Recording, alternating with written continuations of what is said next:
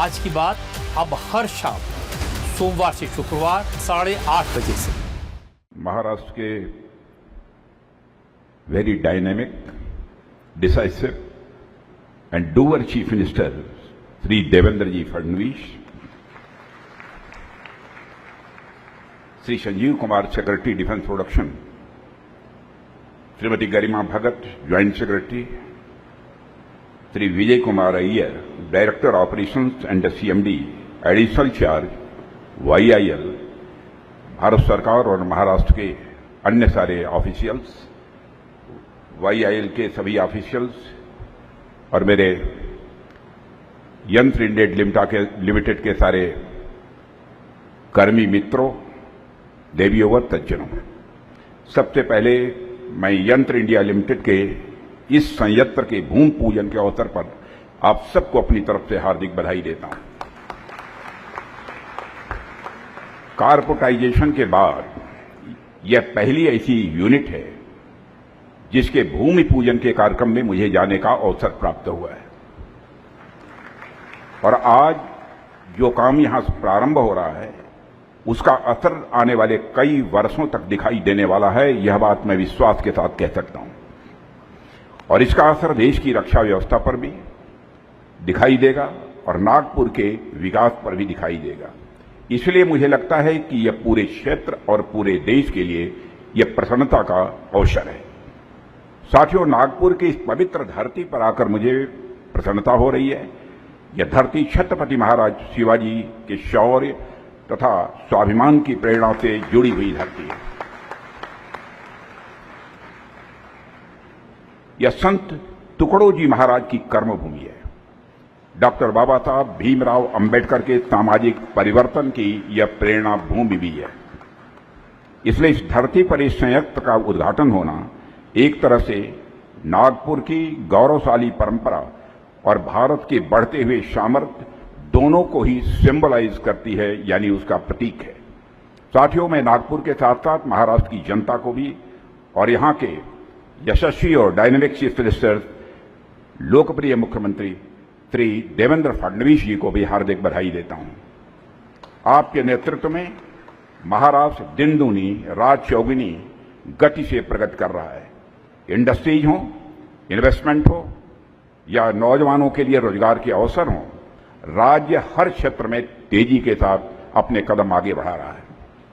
साथियों, हम आज जैसा बतलाया गया है आपको 10,000 टन क्षमता वाले एक्सट्रूजन प्रेस फैसिलिटी के लिए भूमि पूजन कर रहे हैं। यह हमारी बदलती हुई सोच का यह प्रतीक है। देश को जिन जरूरतों के लिए कभी बाहर की तरफ नजर उठाकर देखना पड़ता था, उन्हें धीरे धीरे अब अपने ही देश में उसका निर्माण कर रहे हैं और अपने ही देशवासियों के द्वारा उसका निर्माण कर रहे हैं। और मैं मानता हूं कि यह सब आवश्यक भी है, क्योंकि आज दुनिया के हालात हम सभी अच्छी तरह से देख रहे हैं। जब युद्ध चल रहे होते हैं तो सप्लाई की पूरी व्यवस्था प्रभावित होती है और हो सकती है। ऐसे समय में स्वाभाविक है, हर देश यही चाहता है कि उसकी सुरक्षा से जुड़ी जो आवश्यक वस्तुएं हैं, जो आवश्यक चीजें हैं, वह उसी के हाथों में रहें और उन्हीं के हाथों के द्वारा निर्मित हों। जो देश अपनी जरूरतें खुद पूरी कर सकता है, वही सबसे ज्यादा भरोसे के साथ और विश्वास के साथ अपने कदम आगे बढ़ा भी सकता है। हमारे प्रधानमंत्री श्री नरेंद्र मोदी ने आत्मनिर्भर भारत का जो विजन दिया है, उसके पीछे भी यही सोच है। आत्मनिर्भर भारत का मतलब इतना ही नहीं है कि कोई सामान भारत में बन जाए, भारतवासियों के द्वारा बन जाए। आत्मनिर्भर का मतलब है कि हम अपने हितों की रक्षा के लिए पूरे आत्मविश्वास के साथ, पूरे कॉन्फिडेंस के साथ हम खड़े रहें। हमारे पास अपना ज्ञान हो, हमारे पास अपनी टेक्नोलॉजी हो, अपने लोग हों और अपने ऊपर स्वयं का भरोसा भी हो। जब चारों बातें एक साथ खड़ी हो जाती हैं, तब कोई देश सचमुच में आत्मनिर्भर बन जाता है। साथियों, 2014 में हमारा डोमेस्टिक डिफेंस प्रोडक्शन, आपको जानकारी होगी, मात्र 46,000 करोड़ था। लेकिन आज आप सबके बीच ये घोषणा करते हुए मुझे खुशी हो रही है और साथ ही साथ गौरव की भी अनुभूति हो रही है कि भारत फाइनेंशियल ईयर यानी 2025, 26 का डाटा देखें तो वह अब बढ़कर रिकॉर्ड 1,78,000 करोड़ रुपए से अधिक का हो चुका है। साथियों, इसके अलावा 2014 के समय भारत का जो डिफेंस एक्सपोर्ट था वह अप्रॉक्सीमेटली 1,000 करोड़ था। आज आपको जानकर यह खुशी होगी, इस समय भारत की धरती पर बने आप जैसे कुशल कर्मियों के हाथों से बने हुए जो वेपन्स हैं, हम अप्रॉक्सीमेटली 40,000 करोड़ रुपए का हम आज एक्सपोर्ट कर रहे हैं। और यह केवल आंकड़ों की वृद्धि नहीं है, यह केवल आंकड़ों की वृद्धि नहीं है, बल्कि आप सबके सामर्थ्य की वृद्धि है। यह भारत के सामर्थ्य की वृद्धि है। यह केवल प्रोडक्शन का बढ़ना नहीं है, यह देश के आत्मविश्वास का, देश के सेल्फ कॉन्फिडेंस का यह बढ़ना है। और साथियों, आप लोगों के सहयोग से अगले 2-3 सालों में हमने 3 लाख करोड़ रुपए के डिफेंस प्रोडक्शन और 50,000 करोड़ रुपए के डिफेंस एक्सपोर्ट्स का जो लक्ष्य रखा है, मैं समझता हूं कि जो टाइमलाइन हमने दे रखी है उसके पहले ही यह पूरा होकर रहेगा। अब हमें नई उड़ान की तैयारी करनी है। इस तरह की अनेक अचीवमेंट्स हम लोगों ने हासिल की है और मुझे खुशी है कि आज यंत्र इंडिया लिमिटेड भी आत्मनिर्भरता के हमारे लक्ष्य को आगे बढ़ाने में एक महत्वपूर्ण योगदान कर रहा है। मैं यंत्र इंडिया लिमिटेड के सारे अधिकारी, सारे कर्मी, जितने लोग हैं, सबको अपनी तरफ से हार्दिक बधाई देता हूं। और साथियों, जब भी रक्षा क्षेत्र की बात होती है, लोगों के मन में सबसे पहले टैंक, मिसाइल, लड़ाकू विमान, वारशिप्स यानी युद्धपोत की तस्वीर आती है। आम आदमी भी वही देखता है और उन्हीं की चर्चा करता है। लेकिन बड़ी बड़ी मशीनों में हजारों ऐसे पार्ट्स लगे होते हैं जिन पर चर्चा शायद ही होती है, या होती भी है तो बहुत ही कम होती है। वही छोटे छोटे पार्ट्स सचमुच उन सब सारे वेपन्स की असली ताकत होते हैं। अगर उन पार्ट्स में कमी रह जाए तो चाहे कितनी भी अच्छी मशीन क्यों न हो, अपनी पूरी क्षमता से वह काम नहीं कर पाती है। जैसे इसके कुछ उदाहरण आप देखिए। तेजस लड़ाकू विमान को देखिए, जब वह आसमान में उड़ता है, स्वाभाविक है पूरे देश का मस्तक गर्व के साथ ऊंचा हो जाता है। उसके भीतर लगने वाले अनेक कंपोनेंट्स, जैसे एयर फ्रेम के लिए एल्यूमिनियम, कार्ट्रिजेस, सील्स के निर्माण में यंत्र इंडिया की भूमिका ही रहती है। आप रेलवे को ही देख लीजिए, कोई ट्रेन देखता है तो उसे पूरा डिब्बा दिखाई देता है, लेकिन उसके नीचे जो मजबूत एक्सल होता है, जो पूरे भार को संभालता है, उसकी भी अपनी अहमियत होती है। साथियों, उसी तरह देश के रक्षा क्षेत्र में भी बहुत से ऐसे हिस्से होते हैं जो सामने तो नहीं दिखाई देते, लेकिन पूरी व्यवस्था में उनकी बहुत ही महत्वपूर्ण भूमिका होती है। यंत्र इंडिया वर्षों से ऐसे ही कामों में जुड़ी हुई है, और यंत्र इंडिया जो प्रोडक्ट्स बना रही है वो कोई इंटरमीडिएट प्रोडक्ट्स पर नहीं है, बल्कि हमारे डिफेंस इंडस्ट्रियल इकोसिस्टम के फाउंडेशनल प्रोडक्ट्स हैं। इसलिए देश की कई बड़ी संस्थाएं इसके काम पर विश्वास करती हैं, आपके काम पर भरोसा करती हैं। हमारी आर्म फोर्सेज के साथ साथ इसरो हो, डीआरडीओ हो, इंडियन रेलवेज हो, या फिर हमारे शिपयार्ड्स हों, सभी यंत्र इंडिया पर लंबे समय से भरोसा करते आ रहे हैं। इसके लिए भी आप सब बधाई के पात्र हैं। साथियों, आज हम जिस यंत्र इंडिया लिमिटेड को देख रहे हैं, वहां तक पहुंचने का जो सफर रहा है वह आसान नहीं रहा है। आप सब जानते हैं कि एक लंबे समय तक ऑर्डिनेंस फैक्ट्री बोर्ड की व्यवस्था रक्षा क्षेत्र में देश की जरूरतों को पूरा करती रही है, लेकिन समय बदल रहा था, नई टेक्नोलॉजी आ रही थी, नए चैलेंजेस भी सामने आ रहे थे। ऐसे समय में यह महसूस किया गया कि हमें अपनी व्यवस्था को और मजबूत बनाना ही होगा और तेज आगे बढ़ना ही होगा। इसी सोच के साथ बदलाव किए गए और कॉर्पोरेटाइजेशन का, निगमीकरण का यह प्रोसेस प्रारंभ हुआ। यंत्र इंडिया लिमिटेड भी उसी बदलाव का मैं मानता हूं कि एक परिणाम है। मैं आपकी बैलेंस शीट भी इसके पहले मैंने देखा था और मुझे देखकर सुखद आश्चर्य हुआ कि आप लोग साल दर साल लगातार वृद्धि करते चले जा रहे हैं। प्रोडक्शन हो या फिर एक्सपोर्ट हो, हर एंगल से आप सभी एक्सीलेंट कार्य कर रहे हैं। इसके लिए भी मैं आप सबको मैं बधाई देता हूं। यंत्र और निर्माण आदि के देवता भगवान विश्वकर्मा जी का आशीर्वाद है आप सभी पर। यानी कि कॉर्पोरेटाइजेशन को लेकर लोगों के मन में जो शंकाएं थी, उन तमाम शंकाओं को आपकी इफिशिएंसी, आपकी कैपेबिलिटी और आपके परफॉर्मेंस ने पूरी तरह से दूर कर दिया है। अब तो आप मिनी रत्ना की श्रेणी में पहुंच गए हैं। मिनी रत्ना की श्रेणी में आप पहुंच गए हैं। और मैं कहना चाहूंगा कि अभी मिनी से काम नहीं चलेगा। यम फॉर मिनी तो हो गया, अब एक और बिग यम यानी महारत्ना आपका इंतजार कर रहा है, यह बात मैं विश्वास के साथ कह सकता हूं।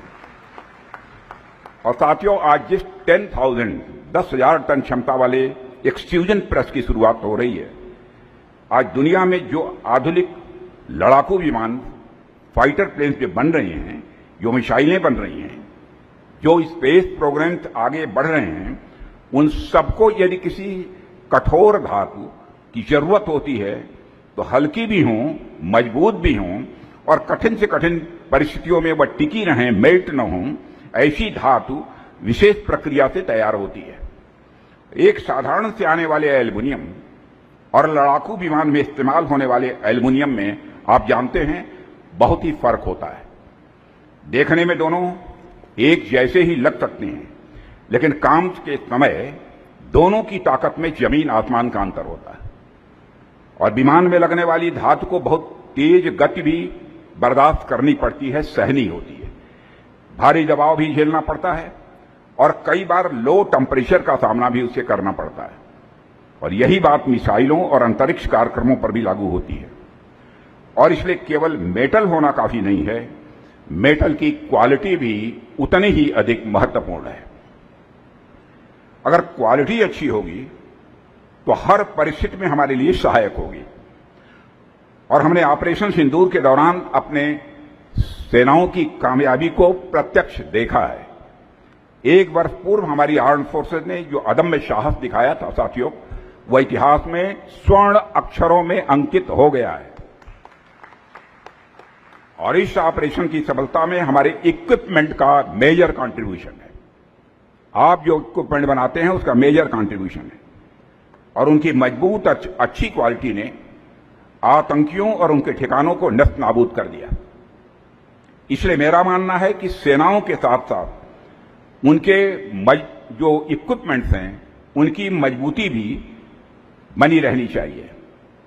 अंबाझरी में बनने वाली यह सुविधा देश को उसी दिशा में मजबूत करने वाली है, ऐसा मेरा पक्का विश्वास है।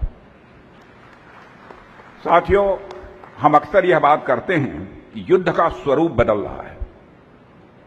बॉर्डर्स धुंधले पड़ रहे हैं, दुश्मनों का पता नहीं लग पाता है, सेनाएं खड़ी रह जाती हैं और देश डिस्टेबलाइज हो जाता है।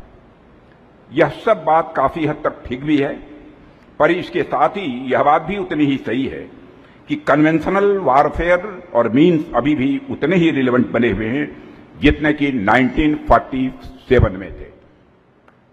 यही नहीं, 2047 में भी इनकी रेलेवेंस लगभग उतनी ही बनी रहेगी जितनी कि अभी है। इस सच्चाई को भी हमको स्वीकार करना होगा। इसलिए मिलिट्री इंडस्ट्रियल बेस की जो इंपॉर्टेंस है वह आगे आने वाले लंबे समय तक बनी रहेगी। कहना मैं चाहता हूं कि आप सबका कार्य अतीत में जितना महत्वपूर्ण रहा है, वर्तमान में जितना महत्वपूर्ण है, भविष्य में भी उतना ही महत्वपूर्ण रहेगा ही रहेगा। इसलिए साथियों, आज का यह कार्यक्रम केवल एक मशीन लगाने का कार्यक्रम नहीं है, बल्कि यह देश की एक बड़ी जरूरत को पूरा करने की दिशा में उठाया गया यह कदम है। जब हम किसी बड़ी उपलब्धि की बात करते हैं साथियों, तो अक्सर हमारी नजर मशीनों पर जाती है, जो इमारतें होती हैं इमारतों पर जाती है, या फिर उन चीजों पर जाती है जो सामने दिखाई दे रही हैं। लेकिन सच्चाई यह है कि किसी भी संस्था की असली ताकत उसके लोग होते हैं, जो काम करने वाले लोग होते हैं उसकी ताकत होते हैं। कोई कारखाना हो वह अपने आप नहीं चलता है, कोई भी मशीन हो अपने आप काम नहीं करती है, उसके पीछे लोगों की मेहनत होती है, उनका अनुभव होता है और अपने काम के प्रति उनकी जिम्मेदारी होती है। और यंत्र इंडिया लिमिटेड की सफलता के पीछे भी मैं मानता हूं कि यही ताकत है। जहां काम करने वाले कर्मचारी वर्षों से चुपचाप धैर्य के साथ अपना काम कर रहे हैं, हो सकता है कि उनका नाम कहीं दिखाई न दे, लेकिन देश की कई बड़ी जरूरतों के पीछे उनकी मेहनत जो होती है, आपकी जो स्किल है, यह साफ साफ देखी जा सकती है।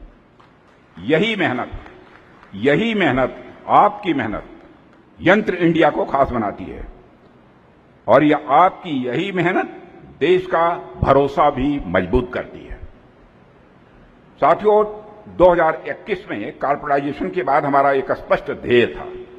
हमारे मन में यह विचार था कि जो नई इकाइयां अस्तित्व में आ रही हैं, उन्हें कार्य करने की पूरी ऑटोनॉमी, पूरी स्वायत्तता मिले, उन्हें इनोवेशन, रिस्क टेकिंग, रिसर्च और एक्सपोर्ट के क्षेत्र में आगे बढ़ने का खुला अवसर भी प्राप्त हो। उनकी जो कैपेसिटी है उसका विस्तार हो, उसे नई उड़ान मिले। और मुझे यह देखकर संतोष और प्रसन्नता होती है कि आप सभी उसी दिशा में सफलतापूर्वक अपने कदम तेजी के साथ आगे बढ़ा रहे हैं। कुछ आंकड़े अगर हम देखें तो मुझे बताया गया है कि कॉर्पोरेटाइजेशन के पहले फाइनेंशियल ईयर 2019-20 में ऑर्डिनेंस फैक्ट्री बोर्ड का प्रोडक्शन जो केवल 12,755 करोड़ था, वह बढ़कर 2025-26 में 26,282 करोड़ रुपए तक पहुंच गया है। अगर डिफेंस एक्सपोर्ट की बात करें तो कॉर्पोरेटाइजेशन के पहले यह मात्र 81 करोड़ था, 81 करोड़ था, जो कि अब लगभग 4,561 करोड़ तक पहुंच गया है। जिसमें यंत्र इंडिया लिमिटेड के कंट्रीब्यूशन का जहां तक प्रश्न है, वह अप्रॉक्सीमेटली 397 करोड़ है। इसे मैं 400 करोड़ कहता हूं। और मैं मानता हूं कि यह अचीवमेंट कोई साधारण अचीवमेंट नहीं है, यह मेजर अचीवमेंट है। और आज के कॉम्पिटिटिव वर्ल्ड में मैं समझता हूं कि दो प्रमुख तत्व किसी भी इंडस्ट्रियल एंटिटी को आगे बढ़ाने का कार्य करते हैं। पहला है रिसर्च एंड डेवलपमेंट और दूसरा है कैपिटल इन्फ्यूजन। जहां तक रिसर्च एंड डेवलपमेंट का प्रश्न है, आज के तेजी से बदलते टेक्नोलॉजिकल वर्ल्ड में इसका जो महत्व है वह सभी जानते हैं, सर्वविदित है। इस विषय पर अधिक कहने की आवश्यकता मैं नहीं समझता हूं। जिस प्रकार के परिवर्तन आज देश और दुनिया में देखने को मिल रहे हैं, वे वास्तव में अनप्रेसिडेंटेड हैं, अप्रत्याशित हैं। ऐसी स्थिति में यदि किसी एंटिटी को केवल आगे बढ़ना ही नहीं बल्कि दीर्घकाल तक उसे सर्वाइव और कंपीट भी करना है, तो उसका मार्ग रिसर्च एंड डेवलपमेंट से होकर ही गुजरता है। जो संस्थाएं इनोवेशन को अपनाती हैं, मैं विश्वास के साथ कह सकता हूं, वही संस्थाएं भविष्य का नेतृत्व भी करती हैं।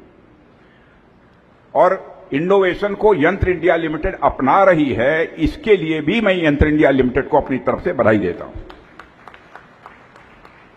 साथियों, कैपिटल इन्फ्यूजन को भी हमें केवल कई मशीनें खरीदने तक सीमित दृष्टि से नहीं देखना चाहिए। एक अर्थ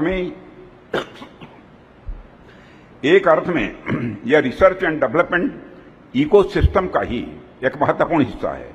जब हम नई मशीनरी स्थापित करते हैं या आधुनिक उपकरणों में इन्वेस्ट करते हैं, तो उसके साथ एक महत्वपूर्ण टेक्नोलॉजिकल लिंकेज भी हमारी संगठन में आता है।